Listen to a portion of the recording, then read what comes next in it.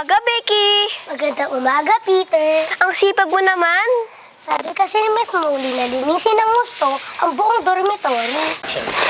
Pabuti pa, tulungan na nga kita dyan. Naku, wag na. Mapapagalitan na naman tayo ni Miss Molly.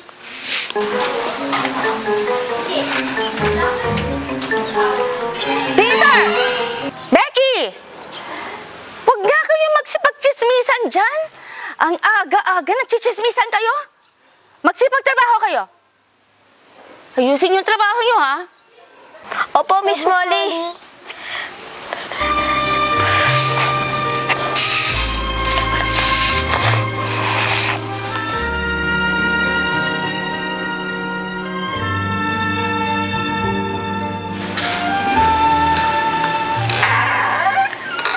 Becky!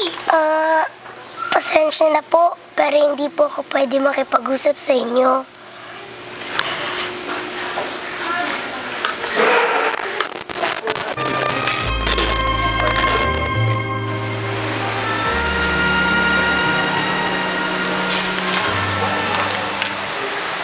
Ate Mariette, bakit po ba ganun? Parang takot na takot po sa akin si Becky. Utos kasi ni Miss Minchin, bawal siyang makipaghalubilo sa inyo. Bawal siyang lumapit sa inyo. Bakit naman po? Ganun talagang patakaran dito. Ako nga, nung unang-una ko dito, bawal akong lumapit kay Miss Minchin. Bakit naman po ganun? Malayo po ba yung bahay ni Becky? Oo, malayo sila. Doon siya nakatira sa probinsya. Ano po ba yung trabaho niya dito? Siya ang tagalinis ng bahay, tagaligpit ng mga kalat, at saka siya nga yung tagapaglaban ng mga gamit. Tapos, siya ang naglilinis ng buong bakuran. At hindi lang yan. Siya pa ang tagalinis ng mga sapatos ng mga estudyante. Pagod na nga siya, naawa ko minsan. Tapos, hindi pa siya pinapakain, papasok siya sa kwarto niya, sobrang pagod na siya. Ganun po ba? Nakakaawa po pala si Becky, no? Bata-bata pa niya, nagtatrabaho na siya. Siya na kasi naghahanap buhay sa kanila. Kasi patay ng tatay niya. Siya na naghahanap buhay para sa nanay niya, may sakit. Kawawa naman po siya.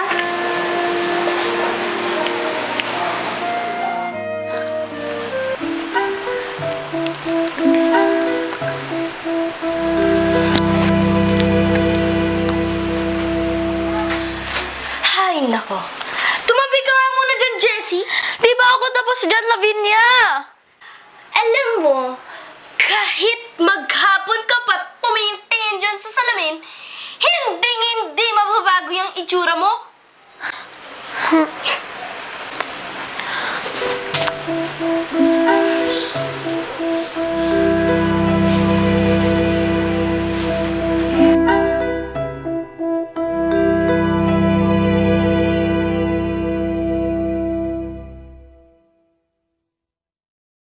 Bakit hindi ka muna kumatok bago ka magbukas ng pinto? Tsaka anong tinitingin-tingin mo dyan sa akin? Pasensya na po. Ilalagay ko lang po itong mga damit na nilaban ko. Patingin nga niyan.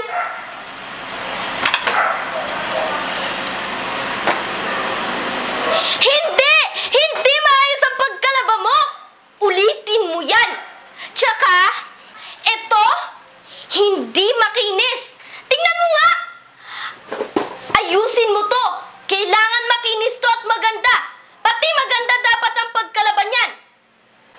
Opo, pasensya na po.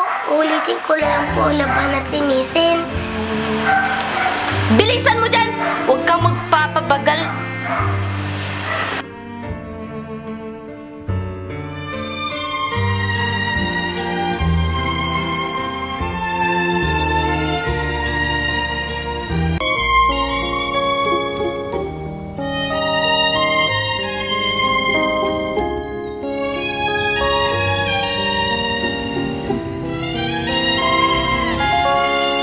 Kumain ka na eh! Loti,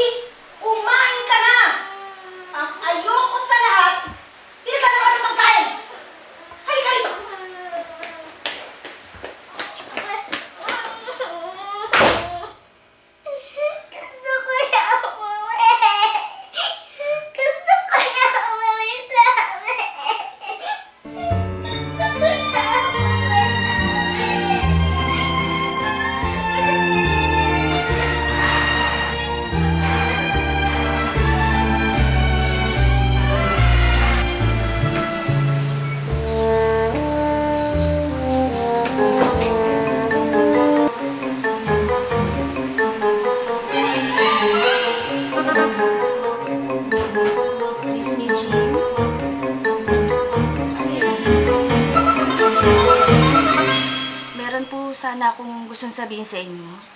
Importante po. Tungkol saan ito? Tungkol po kay Lottie.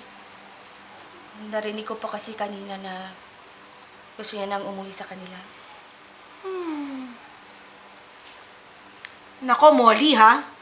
Hindi pwedeng malaman ng magulang niya na hindi siya okay dito sa ating dormitoryo.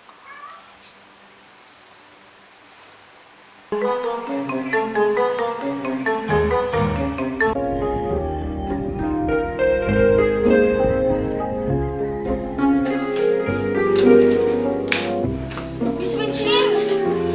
Hindi ko po talaga mahanap si Lottie. Amelia? Amelia, hanapin mo yung batang yan.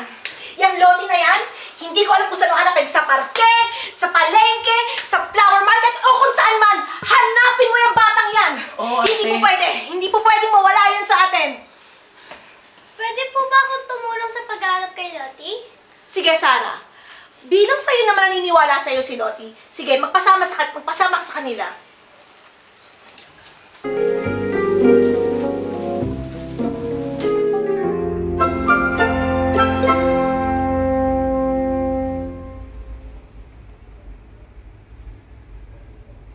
Peter Graham, hanapin natin si Lottie! Ha? Nawawala si Lottie? Oo, tara na!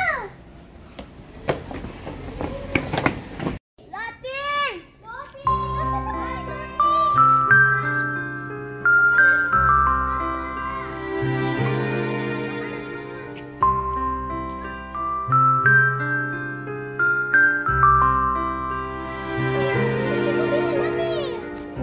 Nasaan na ba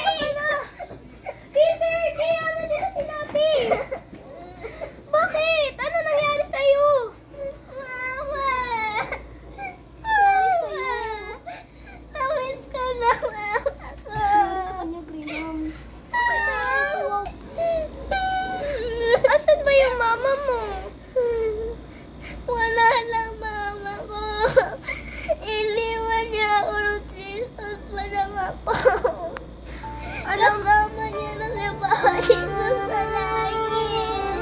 Alam mo ba, parehas tayo. Iniwan na nga din ako ng mama ko eh. 4 years old pa lang ako. Kinuha na din siya. Kaya kami na lang ni Papa yung naiwan. Kaso nga lang, umalis din si Papa dahil kailangan niya magtrabaho.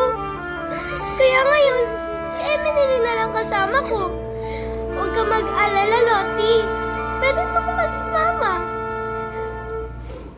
Talaga? Oo naman. Meron akong mama. Ikaw na yung mama ko. Yay! Mama Sarah! Sarah, Lottie, mabuti pa pumunta tayo sa dormitoryo. Tara na! Huwag ka na umiyak!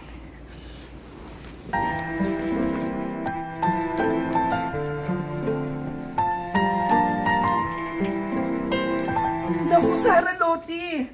Buti, Sarah, nakita mo si Lottie. Saglit lang tatawagin ko si Miss Minchin. Ikaw bata ka. Lottie, huwag kang lalabas ng kwarto mo, ha?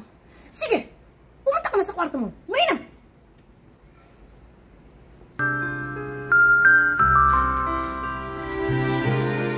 Sige, Lottie. Pumunta ka na sa kwarto mo. Miss Minchin, pwede po muna siyang matulog sa kwarto ko? Kahit ngayong gabi lang po. Sige, Sarah. Basta, ayokong maririnig na umiiyak yung batang yan. Naiintindihan ba? Opo, Miss Minchin.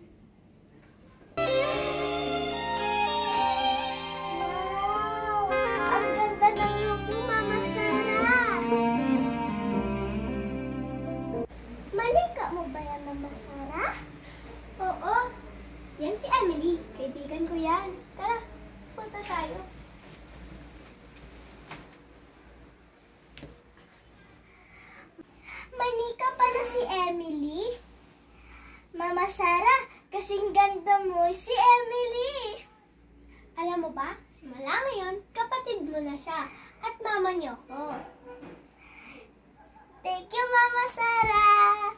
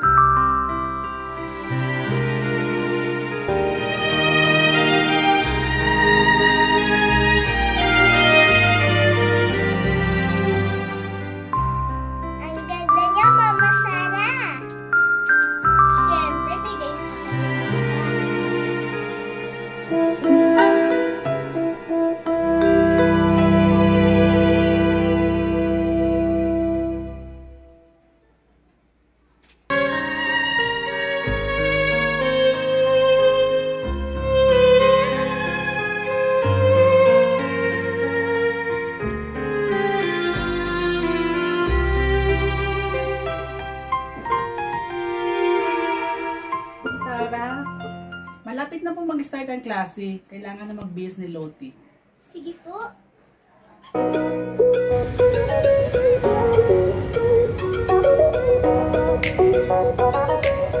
Magandang umaga mga bata. Magandang umaga, Miss Amelia. Ngayong araw na ito ay pag-aaralan natin kung paano lumakad ng maayos. Lahat ba ay may dalang libro? Oo!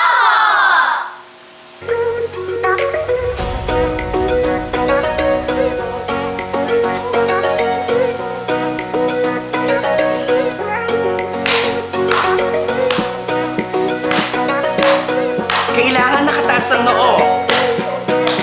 Diretso ang lakad.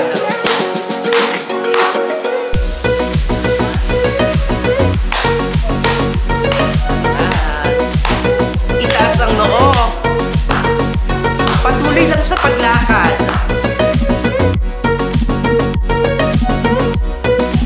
Lottie, ikaw naman.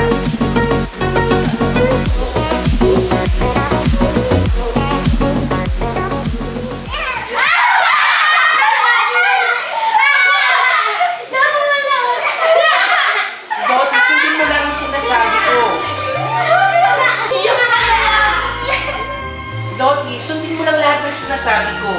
Ulitin mo. Basic siguro ko. Ganyan nga, Lottie.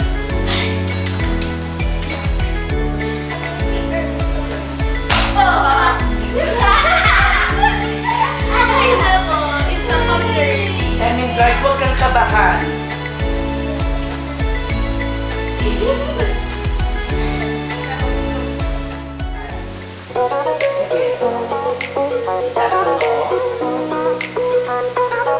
Sarah, ikaw naman, ipakita mo ang tamang paglalakad.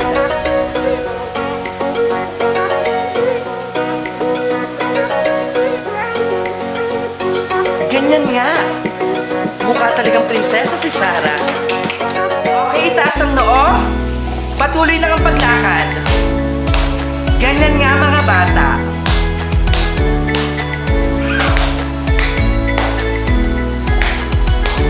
Tumingin sa malayo. Ganyan nga.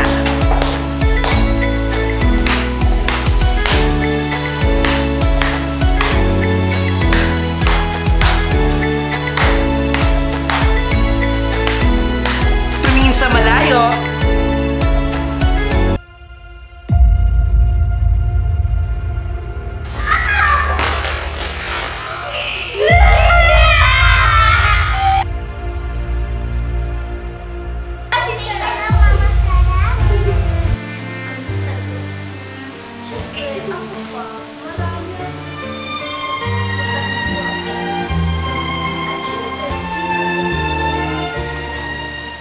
Kawawa ka na isa. Kawawang Sarah. Gusto niya maging princess, pero hindi yan matutupad.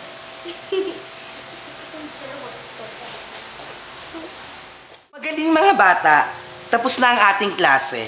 Maaari na kayo magpalit para sa susunod ninyong klase, ang dance class. Paalam mga bata. Paalam!